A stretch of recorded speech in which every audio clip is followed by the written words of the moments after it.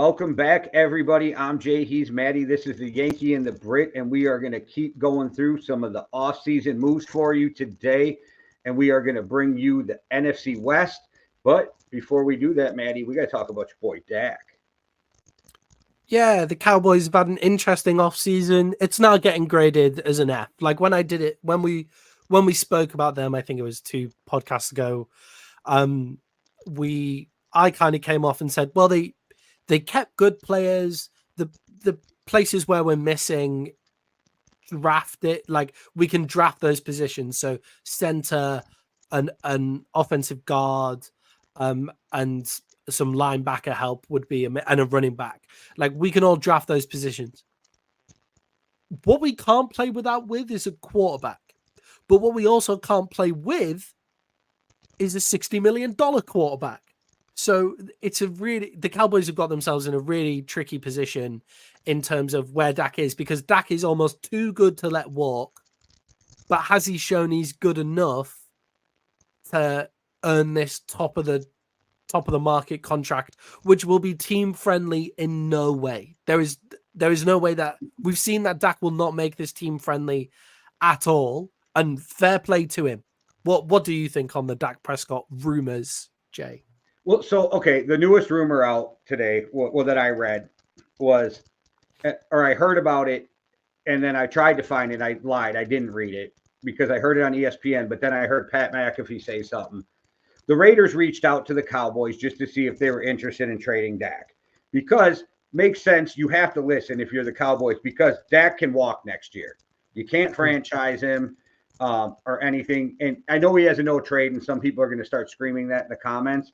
The no trade just means Dak would have to waive it to go anywhere.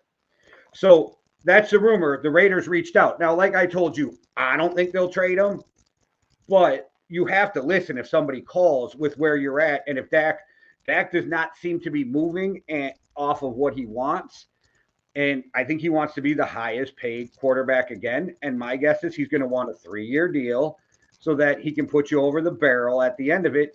And there's going to be a no trade clause in this one too. And nobody's going to be able to tag him because he's already been tagged twice. Yeah, his tag will make him the highest paid quarterback in the history of the game. Right. But just for 1 year. And you have no movement on that. And with the way, I have no problem with Dak Prescott being the highest paid quarterback of all time, because that's how the machine of the NFL works, right? That's how, like, the next quarterback up who's arguably in the top 10. I mean, he was a second team All Pro last year. So the next quarterback up gets the highest wage of all time. Like, that's just what has been happening. However, with the way that the cap has gone up, it actually hasn't gone up enough for that to be okay. There aren't a lot of teams that are both got a roster that is made to win and can take a $60 million a year quarterback hit. There aren't a lot that do both, right? So with that, and Dak needs the help around him. Like, Dak Prescott needs the help around him. We've seen that. Dak Prescott has an excellent winning record if the Dallas Cowboys run for 100 yards. I can't remember what it is, but it is an absolutely ridiculous winning record if the Dallas Cowboys are able to rush for 100 yards a game. He has lost every single game that the Dallas Cowboys do not rush for 100 yards. As far as I can remember, I might be missing a couple. Like, I might be missing a couple, but there aren't any that spring to mind. And the last time I checked the stats, which admittedly was halfway through this season, so there could be a few this season, but he has never won a game in my mind where the Dallas Cowboys haven't rushed for 100 yards. So that means that he needs a team around him, as far as I see it. And you can't have a team around you and be a $60 million a year quarterback. What would be acceptable trade value for you as a Cowboys fan? Yeah, the thing is, it's very difficult to see any acceptable trade value, right? Like, let me ask you. So, yeah. Like, if Washington was willing to give up that number 2 plus something, or if the Patriots were willing to give up that number 3 plus something, is that something? Like, because I was just thinking, for me, I'm like, well, if you got Dak Prescott, I think the trade value is somewhere around 2 and some change, 2 firsts. But if I'm the Cowboys, you got to give me at least 3 so I can try to trade back up into that. So I'm not sure. Like, does getting one of those higher picks would that be a value for you? You would think about? Yeah, I at this current moment in time, see what you said about the he'll only take 3 years, right? Like I don't mind Dak Prescott. If it was Dak Prescott's won $60 million and we can space it out over 7 years or something like that, like the Patrick Mahomes deal is. Like the Patrick Mahomes deal is all right, it's a crazy amount of money, but it is incredibly team friendly the way that he's got it set up. Then that would be fine. We're okay, move on with that. But what I'm almost at a point is doing something like what you guys did with Kirk. After seeing how the Minnesota Vikings have moved and positioned themselves in this offseason, I'd almost be more tempted by that than I would be getting the trade value now. I'd rather ride out the year with Kirk. I'd ride out the year with Dak, almost. See if we can get the Super Bowl. Like, see what happens. Like, this team, all the hate that the Cowboys can get, and very well deserved, and all the this is our year, people, you're all idiots every single time, right? But the Cowboys have a roster that can make it far. Like, they've won 13 games in a row, 3 years in a row now. They've won 13 games in a season, 3 years in a row now. They have all the potential in the world to make it to the Super Bowl. Let's see what can happen as long as Dak Prescott is the quarterback. I'm not keen to start again with a rookie in this current situation. Next year, however, I'm happy for a rebuild and just see what happens and just go through it and almost forego the trade value. Let Dak go to the open market, see what he gets. We offer something competitive with where we can afford it. And if he doesn't take it, okay, walk, that's fine. And then we reposition ourselves. We try and find some trade value. We get rid of some of the older players on our team as well for some trade value and make our way up. What about maybe grabbing Spencer Rattler in the 3rd round? Yeah, exactly. And then you take a guy like Spencer Rattler, who I would look. I don't think Spencer Rattler is going to make it as an NFL quarterback, but Dak Prescott was taken in the 4th round. Dak Prescott in the 4th round. Tony Romo undrafted. It wouldn't be out of the Cowboys' remit for Desmond Ridder to be the starting quarterback.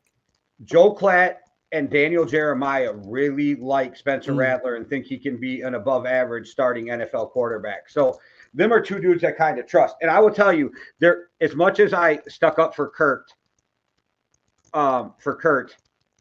the whole time, he will never be called the other name again. I feel kind of relieved now that that's all over. And I'm like, now it's just like, what do we do in the draft? But we're in different boats, but our teams are very similar on without a quarterback. There's still a lot of talent on that team. Yeah. And I don't know, maybe it is the year to do it if you're the Cowboys, just because personally, if the Vikings ended up with Jaden Daniels, JJ McCarthy, or Michael Penix, I would be happy as fuck. As long as they don't end up with Drake May, I'm cool. Yeah. Yeah. You almost want Drake May to be taken early so they don't get too early, so they don't get tempted. I keep hearing Washington likes him. Just fucking take him. Just take him and get him out of my way. Awesome. Yeah. See, this is the thing. I struggle to get away from the fact that Dak Prescott is the Dallas Cowboys quarterback for me. Like, what if you could get Jaden Daniels? That dude's amazing. I just think Dak. It's difficult to move off a second team All-Pro. It's always difficult to move off a second team All-Pro. And actually, I'm in denial. I'm in a toxic relationship with the Dallas Cowboys. Someone help me. If you actually look at Dak Prescott's performance in the second half against Green Bay, obviously he completely torched it in the first half against Green Bay, so it doesn't really matter. But in the second half against Green Bay, it was decent, and it was because the defense couldn't stop anyone, that we didn't have a single chance in the second half either. So I'd want to ride with him for the year, forego the trade value of this year, and I'd take Spencer Rattler late. Maybe there's something in Trey Lance, which I just don't think. The amount of Cowboys fans saying let's ride with Trey Lance are insane in my mind. Trey's never got a legitimate shot, though. None of us know what he is. Yeah, but I think the fact that His Kyle ankle Shanahan was exploded in willing his to let him second go. start. So, like, yeah. Yeah, but I think the fact that Shanahan was willing to let him go doesn't bode well. Well, you have to when you have Brock Purdy, though. Once Brock Purdy played that well, you can't, like, risk it by going back to Trey Lance because no, I'm not saying go Brock back. Purdy I'm not saying go proved. back to him. Well, so that's why you let him go, though, because now you got a first round pick sitting behind Brock Purdy, which makes it weird, right? Yeah, that does make it weird. That makes sense. Look, we might have something in Trey Lance. I would take Spencer Rattler. I'm sure one of these guys, this happens every single year. One of the guys in the top 5 quarterbacks always falls much further than we think they're going to. I wonder if Bo Nix falls into our lap in the second round or the third round or whatever. I wonder if Michael Penix, people are worried about his injury issues and he falls. She ain't getting and stuff past like 13. That. Yeah, I don't think so either. But it's there's one of those guys that falls every year. So I wonder if they make it. If not, I'd take Spencer Rattler this year to cover ourselves on Prescott. And if Spencer Rattler comes into training camp and absolutely torches it, that gives us a much better platform for going into negotiations with Dak Prescott in the throughout the season as well. I'd let him test free agency and put up a competitive offer to see what happens. Yeah, be careful about that testing free agency because there's a lot of tampering that goes on. Anyway, you're in a better position for it, man. You were in the toxic relationship, and they left for other things, and you're in a better place. I want the Falcons to lose a pick. It doesn't have to come to the Vikings, and it doesn't have to be high. But I just want them to lose a pick because they tampered with Kirk and then used Kurt. My bad, Kurt.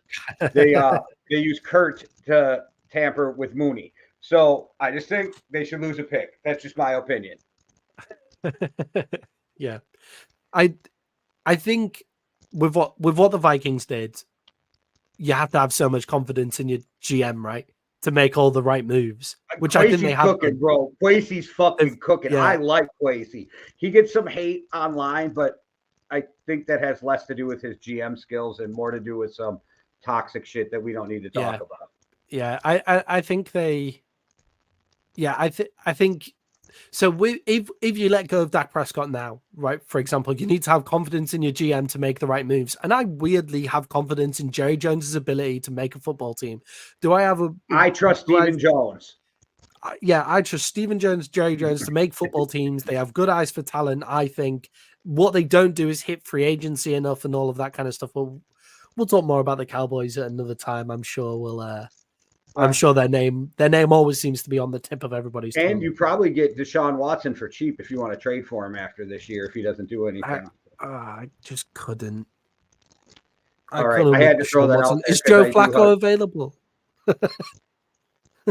Yeah, he signed with somebody. I don't remember who though. Yeah. All right. So speaking of signings, off-season moves, all that good stuff. I will share the screen so everybody else can see what we're looking at. And we are going to the NFC West, and we are talking some Arizona Cardinals.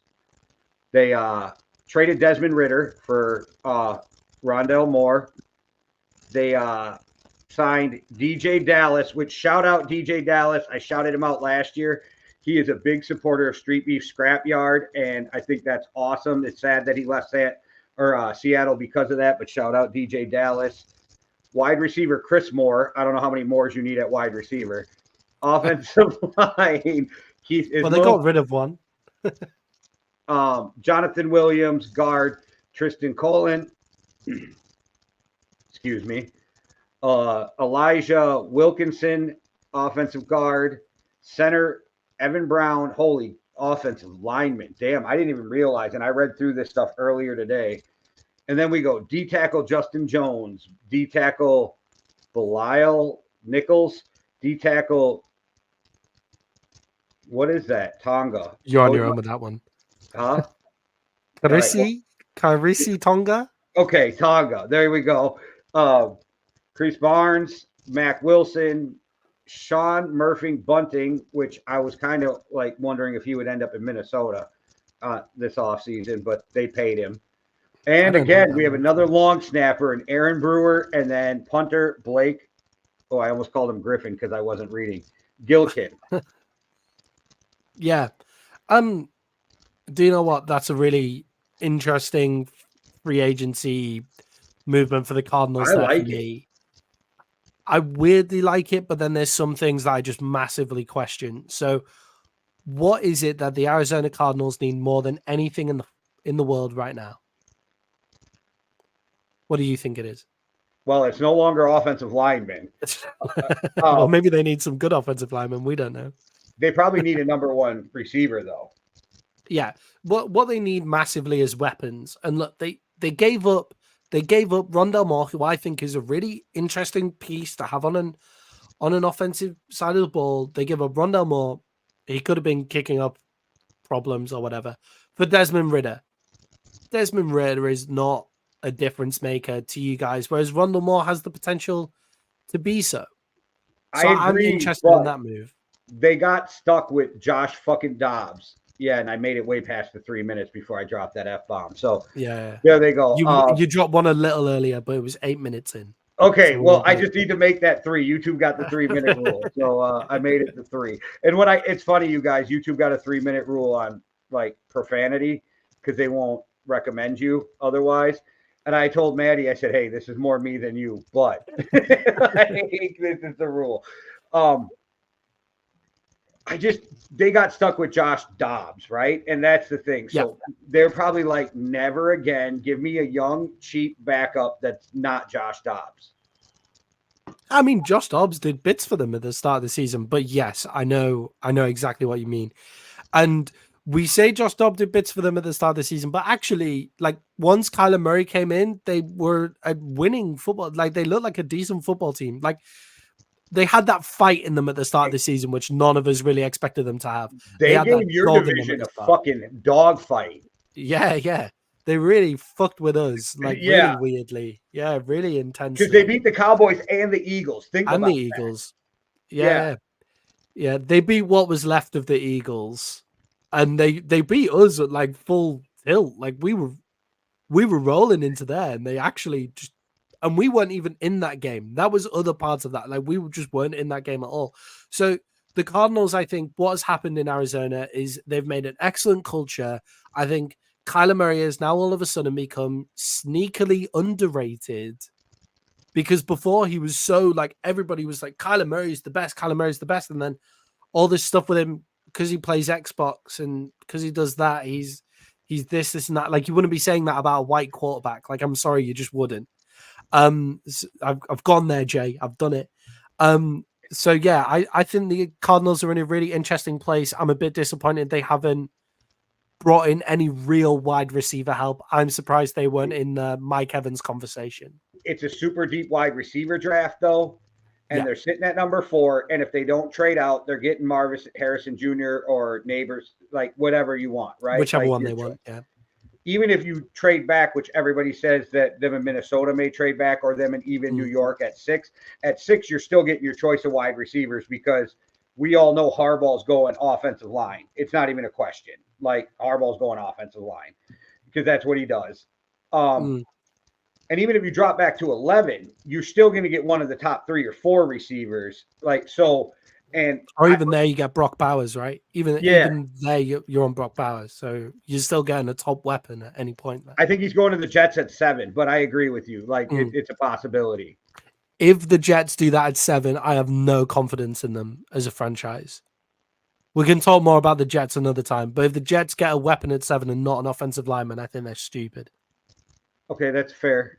That's fair. It just depends on, like, a lot of people won't take a guard that high. It's not in their So it's that weird thing. But no, so I think they're set up perfectly to get some weapons in this draft. I think they're set up in a really good place to get weapons. I just think they could have got an experienced head in there that we know can play. And but we don't know, they might still do that, because a lot of teams are now going to wait till the Monday after the draft, because then their compensatory picks don't get affected anymore. As of 4 o'clock on Monday after the draft, you can sign whoever you want, and they don't affect your compensatory picks. That's why I think the Vikings will still sign one of these J.C. Jackson or Xavier Howard, Odell Beckham's still out there. There's dudes out there that they might be waiting that they don't want to mess up their next year's compensatory picks for. Yeah, on top of that, still out there as wide receivers. Tyler Boyd, as free agent wide receivers, Tyler Boyd is still out there. Odell Beckham's still out there. Michael Thomas, who I think would be a really interesting fit, is still out there. Hunter Renfro, who I'm surprised doesn't have a team. What if you wait till after the draft and then go, Cincinnati, I'll give you next year's second for T. Higgins? Yeah. Did they franchise tag T. Higgins, the Bengals? Yes.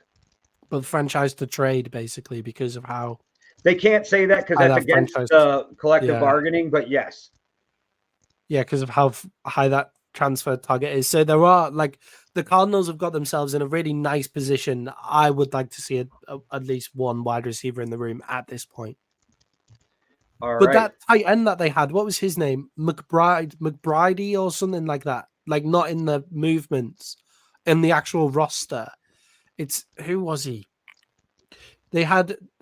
Their tight end played really, really well last year, like incredibly, incredibly well, and nobody rated him at all. He was a great pickup if you got him early. If you got him in early in fantasy football this year. What's his name? Trey McBride. Yeah, I was right. Trey McBride. He was excellent. So they do have a weapon. This and he still didn't come up. Like, okay. So they do have a weapon in Trey McBride. So they have him. All right. Well, we got the Los Angeles Rams, and their big move of the offseason was Jimmy Garoppolo. All right. Demarcus Robinson, wide receiver, tight end, Colby Parkinson, offensive guard, Kevin Dotson, offensive guard, Jonah Jackson, D tackle, Lawrence Murchison. I am the worst at reading fucking names. Sure. Linebacker Christian Roseboom. That's a great name. Yeah. Trevante White to the cornerback Darius Williams, and safety Carmen Curl, and oddly no long snapper. No long snapper. I was just going to think the same thing.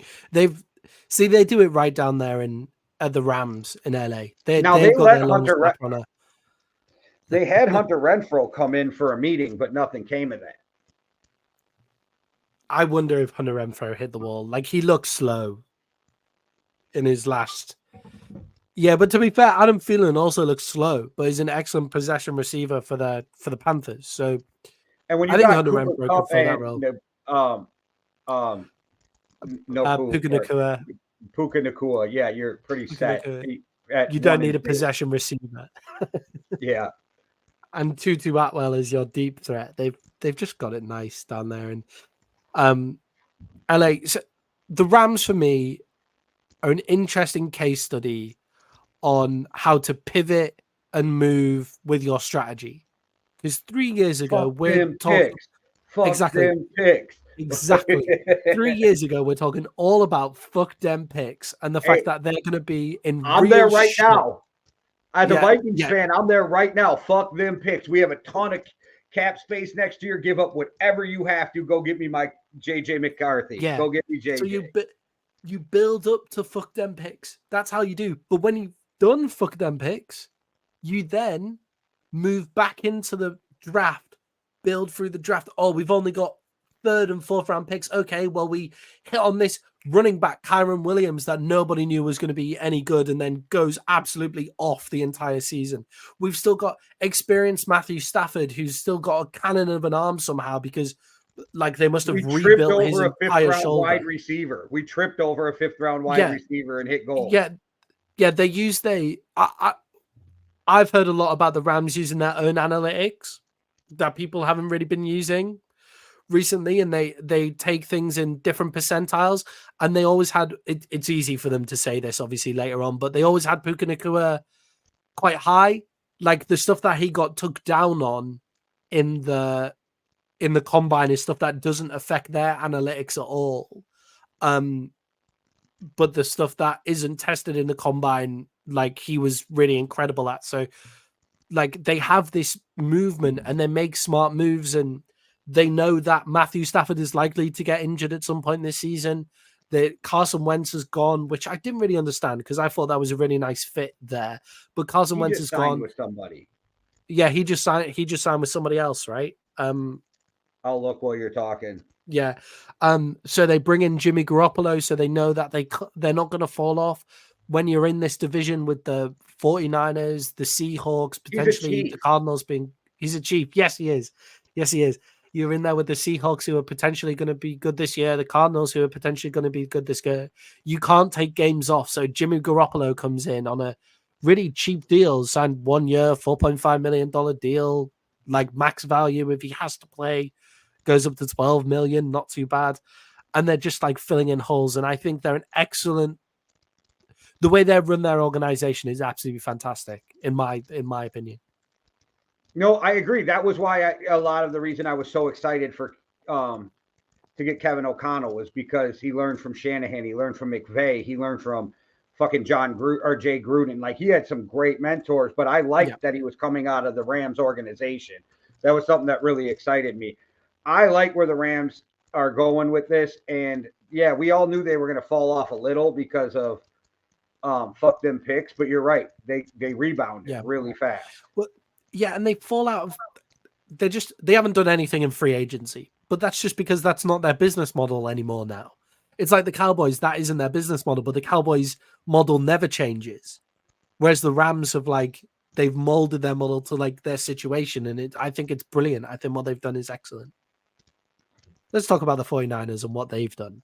Yeah, well, they went quarterback Brandon Allen, quarterback Josh Dobbs, wide receiver Chris Conley, offensive lineman John Feliciano, offensive tackle Colt McKivitz, gotta be edge Leon or Leonard Floyd.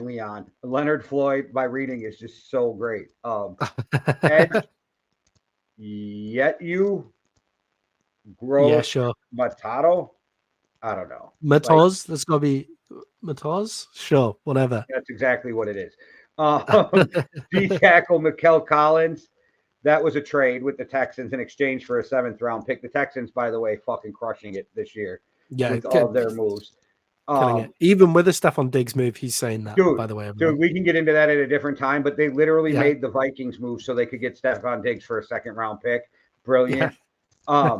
D tackle Jordan Elliott, defensive lineman Kevin Givens, linebacker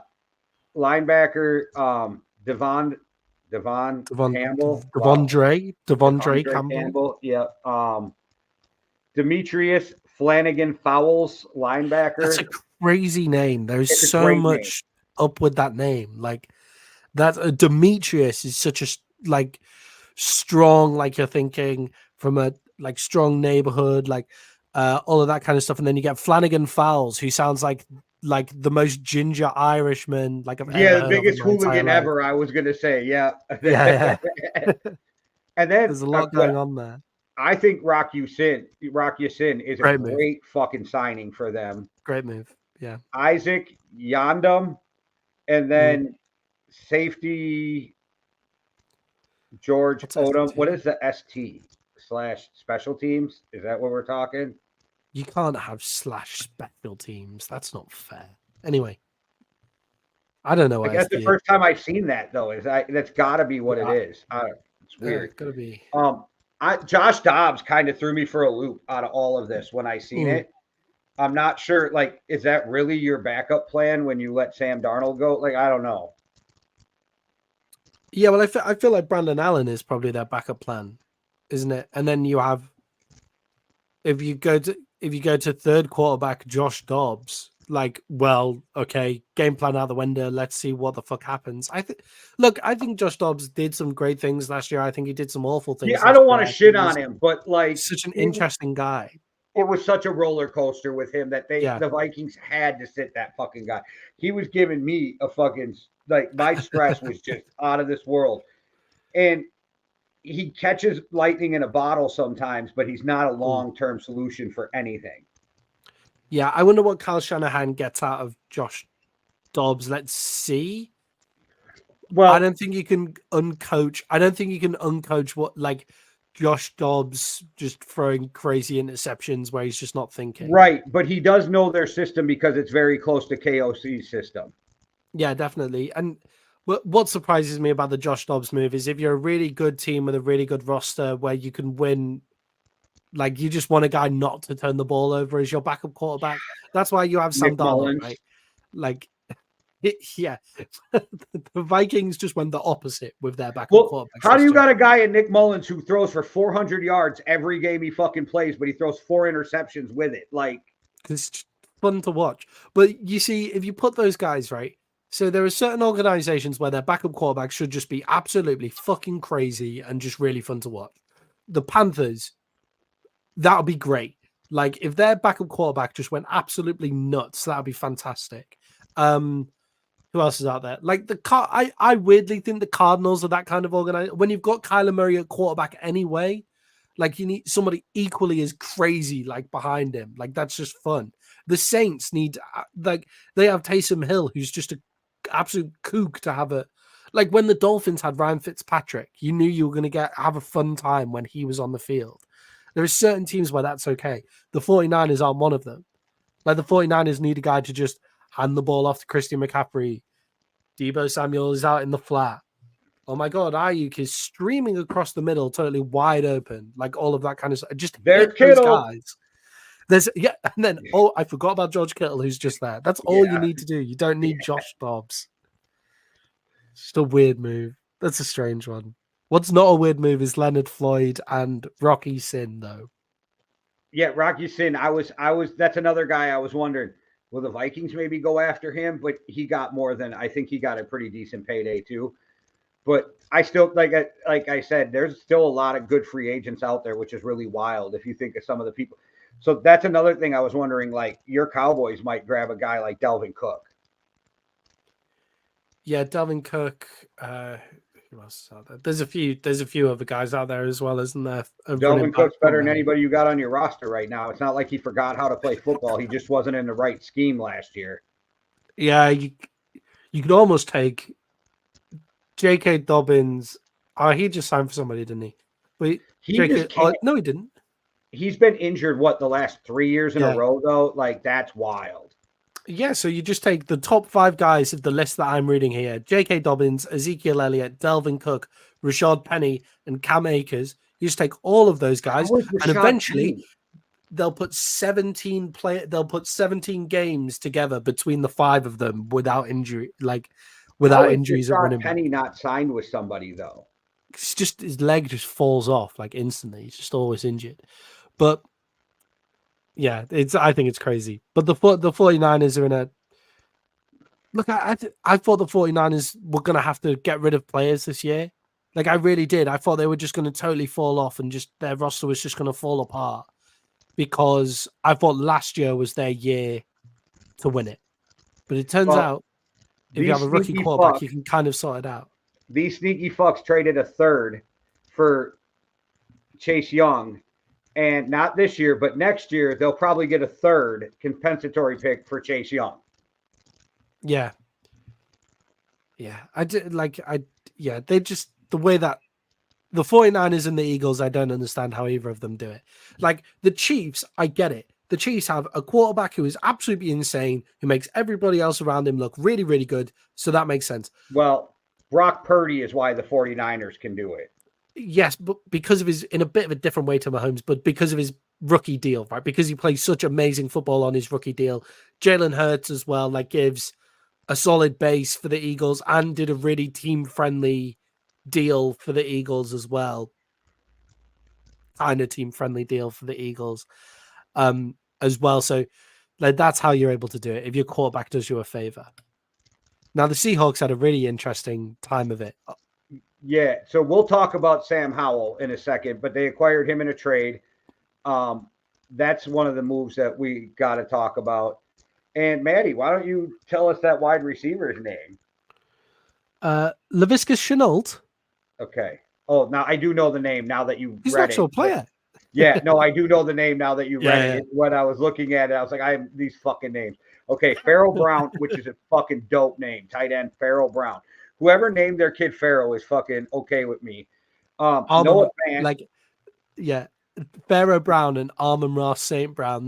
They've got to be. There's got to be some sort. I know Amon-Ra has other relatives in the league. I feel like there's got to be some connection to Amon-Ra and Pharaoh. Yeah, what's his brother's name too? Fuck, I can't remember off the top of my head. He was a Packer for a minute. Yeah. Tight end Noah Fant, offensive tackle George Fant. We're just bringing the Fants in. Nick Harris to center, D end Leonard Williams. That was a big, massive contract. D tackle Jonathan Hankins. Fuming. Fuming. That's exactly who the Cowboys needed to re-sign. Like if they were going to re-sign anybody, it had to be Hankins. But sorry, carry on. Oh, no worries. Linebacker Jerome Baker. Linebacker Terrell Dobson. Cornerback Artie Burns. Cornerback Kayvon Wallace. And safety Rayshawn Jenkins. We got to start with the Sam Howell move, though. I'm not even sure why they traded Sam Howell from Washington. I'm not. I just if you look, it's so the Commanders get 2024 4th and 6th in exchange for a 2024 3rd and 5th. So what? So they're basically getting rid of Sam Howell. What? Who gets what? Sam Howell a 4th and a 6th, and they get back a 3rd and a 5th.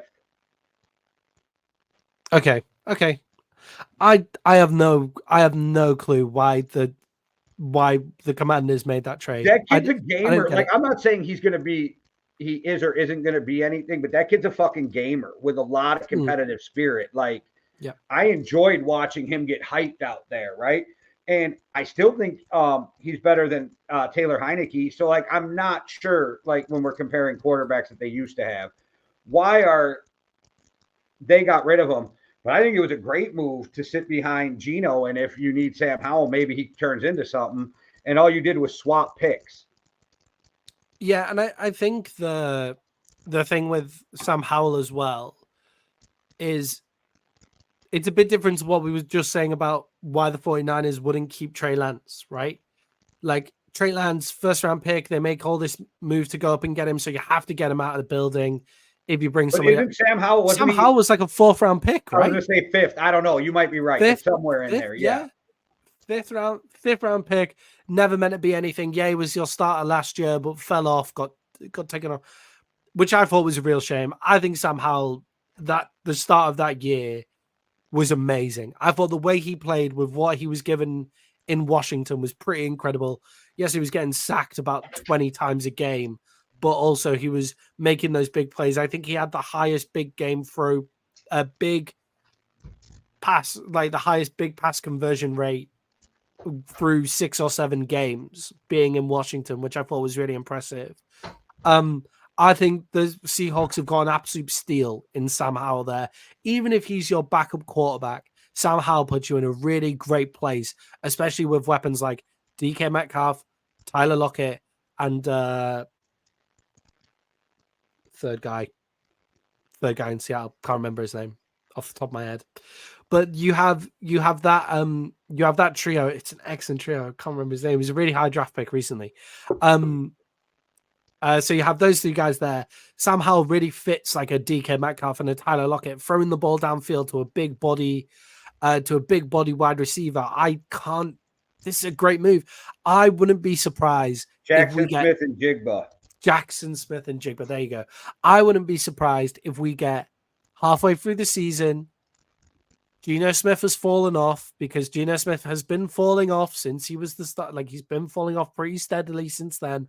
I wouldn't be surprised if Sam Howell was starting halfway through the season for the Seattle Seahawks. Yeah, I like their offseason moves. I think they got a lot going on over there. It's going to be weird without Pete Carroll. Yeah, arguably their biggest offseason move is getting rid of Pete Carroll, right? Like, with that amount of upheaval in an organization, how do you, like, move around? Like, you can see it in the Patriots. And I'm not saying it's the wrong move. It's just going to be weird seeing Seahawks without Pete Carroll. Yeah, and they're not going to be big movers while they're sorting everything out behind the house as well. Like there'll be so much stuff that Pete Carroll did that people didn't notice that he did before, so they've had to hire people to do that role and all of that kind of stuff. It'll be the same with the Patriots and Bill Belichick.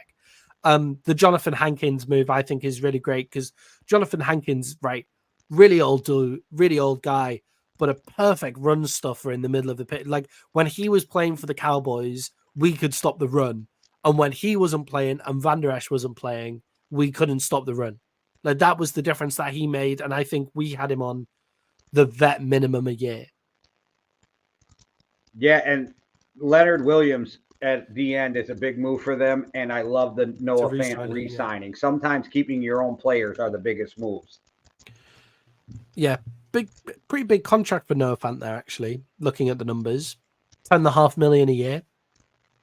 Tight end, not too bad. He had a good year. I am so skeptical of those numbers. Because once you hear more about the contracts, you're like, yeah, that's not even close to. Just a reminder that the Seahawks got Noah Fant in that Russell Wilson trade, by the way. Yep.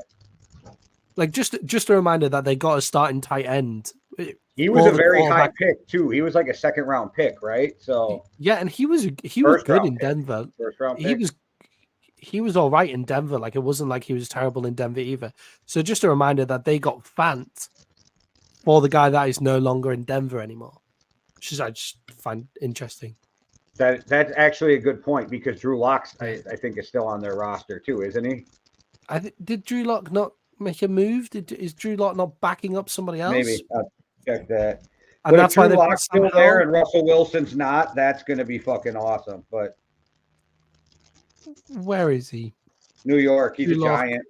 Yeah, he's a Giant now. Yeah, he just moved there. Not a bad move for Drew Lock though, because Danny Dimes sucks ass. So yeah. The perception on Danny Dimes is not good.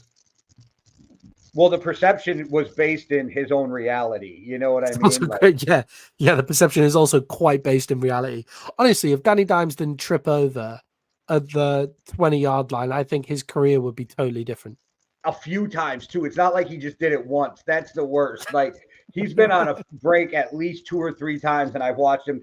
Because I remember the second time messaging you and go, did you see Danny Dimes just trip? And you were typing at the same time telling me Danny Dimes tripped over the 20. I was like, I fucking cannot believe he just tripped over the 20 again. I don't even dislike Danny Dimes. I just think I think his career would be totally different if he ran both of those in.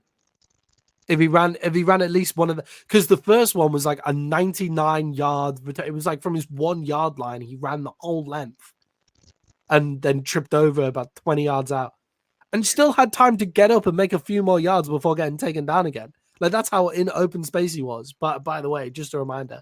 Well, so just a reminder, he went 4th overall before Patrick Mahomes. So I think he went 6th. Wasn't it 6 overall? Wasn't maybe 6. Either way, he went before Patrick. No, remember the Bears traded up. Or, I mean, not the Bears. Right, the Giants traded up with the. I think it was with the Bears actually. And now I got to look. Yeah. Oh, is it not the year that the Bears traded up for Trubisky? The same year. Oh yeah, the Bears did that crazy shit too. They jumped up 1 spot because they were so afraid that. They moved up 1 spot for Trubisky. Oh, he was a 6th. He was 6th overall pick. Still, I remember 4 picks before Patrick Mahomes. I remember jumping up and down, really excited when they took Danny Dimes. I remember being like, "Yeah, thank fuck for that." The Giants are fucked up again. I remember laughing like in my thing, but I think having seen. Maybe it's just whenever he plays the Cowboys, he plays a really good game of football. But just sometimes Danny Dimes does look like a really decent. Like Danny Dimes is one of the top 32 quarterbacks in the NFL. Like people talking about him like he's a bum, he shouldn't be in the league. But like I was thinking more of a career backup from here on out, but okay. I think yes, but there's plenty of career backups who aren't the best in the. What am I trying to say? There's plenty of career backups who are actually in the top 32 in the league. Weirdly. So I just asked myself a question in my head, which gave me that look. Justin Fields or Danny Dimes, and I have no idea. I was going to ask. I was thinking about that, and for me, it's Justin Fields because Danny Dimes throws better, but not by much. So yeah, Danny Dimes doesn't throw enough better. Has zero composure in the pocket, which Fields doesn't have the composure in the pocket either. Danny Dimes is a good athlete, but Fields is like just an incredible athlete. So I agree with that. And the Fields contract is better. Like Danny Dimes. Also, the other thing, Danny Dimes is fucked because of his contract. Yeah, because Danny Dimes is getting 40 plus a year. Yeah, Danny Dimes has almost fucked himself. Like, get your money, man. Like, that's once you hit that money bracket, that's generational wealth. Like, fucking good for you. But that contract has actually fucked him just as much as it's fucked the Giants, because now he won't get a second contract in the NFL without having to totally drop down the whole thing and completely drop back. Now, because he can't get traded to anyone. After his big 3-4 years of that contract that he signed, he'll be fine no matter what he makes after that. Yeah, exactly. I mean, he's like fucked himself from going to any decent teams and that kind of thing. Okay. Should we have a little bit of a chat about who's on the market just for the last 10 minutes of the pod? Sure. Like, who's still left there? Because there's some surprising names who are still like left out there, and I want to get your opinion on them and where you think they'll land.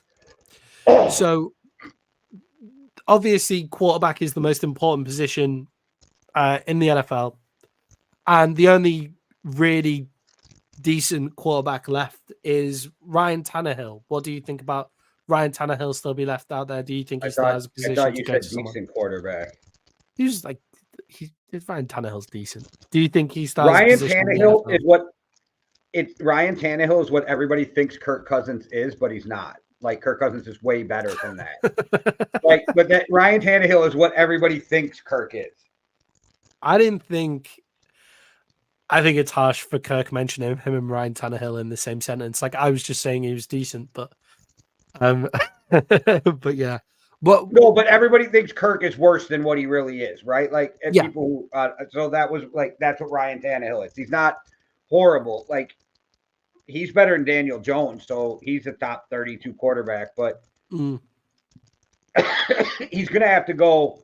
I think he's holding out for an injury, right? Wouldn't you think that's what he's doing? Wait until somebody gets injured in camp and then he gets the first call? Yeah, if you think about what we were saying with Josh Dobbs, right? Going to the 49ers, I think that Ryan Tannehill would be a better fit for the 49ers, right? Like someone who has worked in a system where you have Derrick Henry, you have Antonio Brown, you hit those guys and damn it, limitation from that point on, right? Like that's what you do. I think Ryan Tannehill would be more suited to that kind of position for a team like that than a Josh Dobbs would. There's certain quarterbacks who we know are going to have an injury problem. There's certain teams who we know are going to have to deal with a injury problem throughout the year, and Ryan Tannehill could go in and fill that spot. It's the right place for them to go. I was just trying to think, like, where would be a good spot for him right now, and nothing just came up off the top of my head except for maybe Denver. Yeah, Denver was one that came up to me, but I think we'll just link everybody to. We could just link every quarterback to Denver. Well, yeah, because Stiddy is their starter, as of right now. Yeah. So Ryan Tannehill's better than Jared Stidham, and I would think so. I mean, and we'll see with.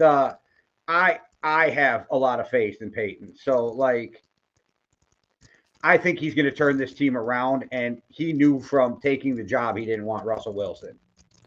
He basically made the decision he didn't want Russell Wilson at all. So, yeah, I think maybe Ryan Tannehill and someone like the Chargers backup, being the backup for the Chargers, something like that, I think would make a lot of sense because he's a fun gadget guy as well. Like, he's got athletic ability, so he's an interesting guy. But yeah, I think they're a couple of good positions. What about those top 5 running backs that we mentioned before? So J.K. Dobbins, Ezekiel Elliott, Dalvin Cook, Rashad Penny, and Cam Akers. So Cam Akers coming off an Achilles, I think that's why he hasn't been signed yet. Dalvin, I don't know if he's asking for too much money, because that one is still baffling to me why Dalvin Cook hasn't got a job yet. Yeah, J.K. I think Dobbins it's crazy. Would scare me. And Ezekiel Elliott's 40 time is somewhere probably at like 6.3 right now. So like, I would love to see Tom Brady and Ezekiel Elliott running on 40 time now, because I think Tom Brady's 40 time is probably faster than when he started. I agree right? with that. Yes. So I just said that'd be funny. No, I think we're being harsh on. I think everybody's being quite harsh on Zeke with that. Look, I think Zeke could still do a job. He's an excellent fullback in the NFL. They've got him marked down as the best running back free agent available. I think Ezekiel Elliott, excellent fullback for a team who loves a fullback. Ezekiel Elliott. If he was going to move to fullback, I would definitely give him a shot. I would be okay with that because he's a fucking monster. Like, he's so strong and he's in such good shape always. He's a great blocking. He's a great blocking running back. That was something that was so underrated by. You think J.K. Dobbins gets a job? Because I'm not sure after all the injuries anybody's going to pay him. I think you pay him the vet minimum if you have a running back that you're really confident will be fine all the way through the season. Yeah, but I mean, you still think he's worth a few million on the vet minimum? Like, that's the thing. Well, the amount of time it depends.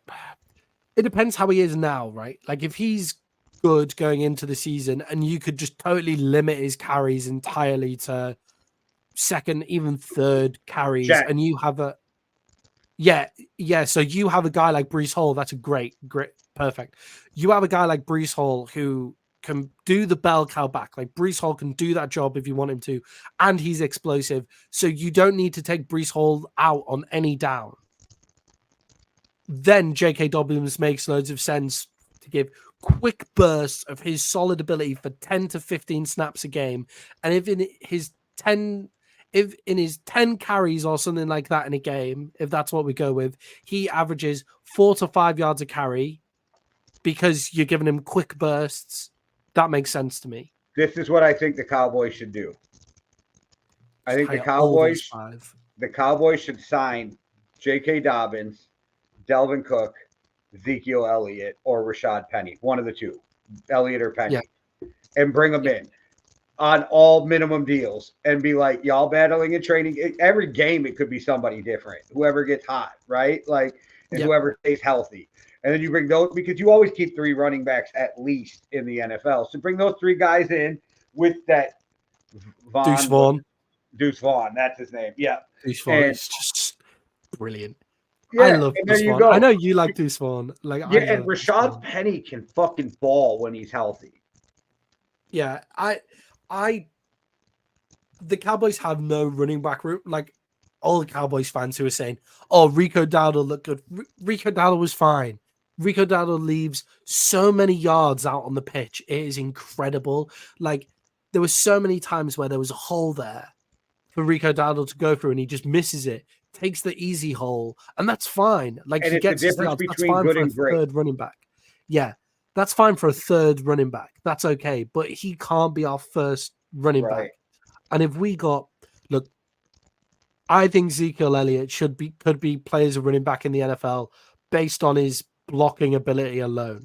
Like, he becomes a weirdly great running back in pass downs because of how great his blocking of the pass rush is. You then get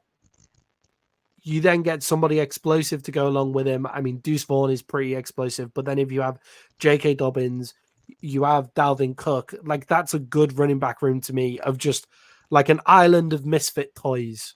And then you bring somebody in the draft if there's somebody there. Are you shocked at how many corners are still out there right now? Because that's always just shocking to me. And that's why I keep thinking the Vikings will wait because they don't want to screw up. They're going to get a third from Kirk, and they're going to get a third from Daniil leaving. So they don't want to screw that up by signing somebody. So they're going to wait until the Monday after the draft. I think they sign Xavier and Howard, but it could be J.C. Jackson because he's younger. And people don't forget, we're 3 years ago, J.C. Jackson was the best corner in the league. Yeah, that's a good point. And that's also a really great point on for Dalvin Cook as well. Just to remember that 3 years ago, Dalvin Cook was one of the best running backs, considered one of the best running backs in the league. But yeah, Connor, Xavier Howard, Adoree Jackson.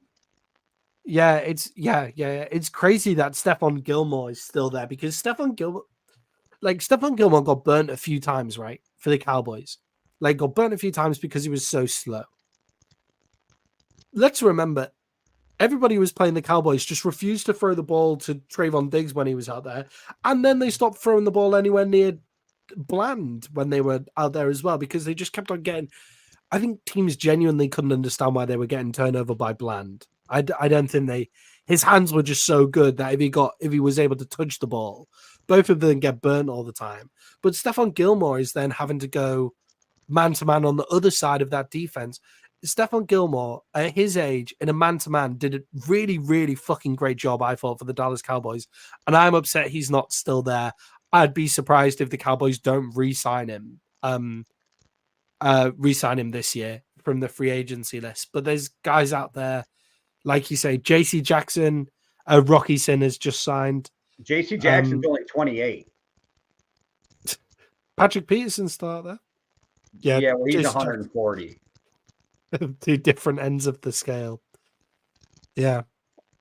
God, you look all the way down this list. Eli Apple's still out there. Apple's good enough like Dumbledore, he's 137. I think that's how old Dumbledore was when he died anyway in the books. He's 137. So, Yeah, I think they're still good enough for a position in the NFL. But yes, there's some great cornerbacks out there. I think there are some teams that can still make some big moves. I think the Vikings are one of them. I think they're just set up to fling a few right hooks as soon as they know who their quarterback is.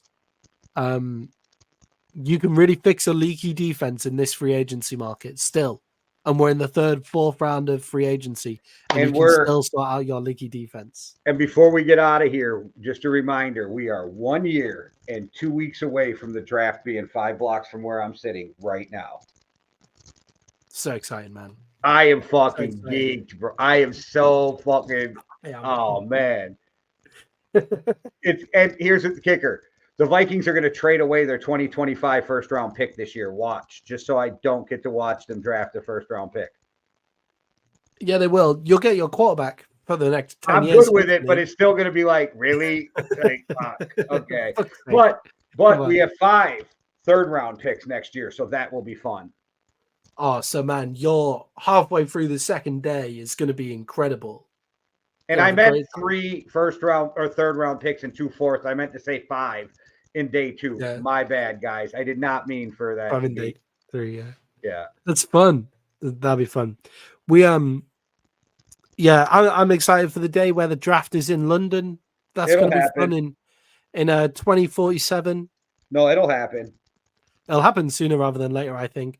I think they'll do either London or Mexico City soon. They're going to test you guys with the draft, and if it works, you're going to see a Super Bowl. How exciting. I think that's what they're doing with Green Bay. Green Bay built a ton of fucking hotels, and they're showing them that they can handle this because they want that second cold weather Super Bowl like New York got. So I was just going to say, outdoor Super Bowl in the winter, is that what the NFL wants? It's Title Town. It's the most historic franchise, though, right? So it's the oldest franchise too. So it's an easy, fuck the Packers. Easy sell. All right. I had to slip that fuck the Packers in there. All right, guys. Well, we're gonna get out of here, but we are gonna finish up the divisions with the AFC. Well, we've got to do all the AFC. Still. Oh, see, I was thought Maddie was holding it down for me. My brain stopped working this week. But all right, guys, thanks for watching. We'll get back with more. Stay tuned. We will be back at the beginning of next week with more content. Make sure you hit that like and subscribe. And do me a favor, go over to Rumble and hit it too. Over to Rumble. All right, guys. We love Rumble. One world, one love. Deuces. Cheerio.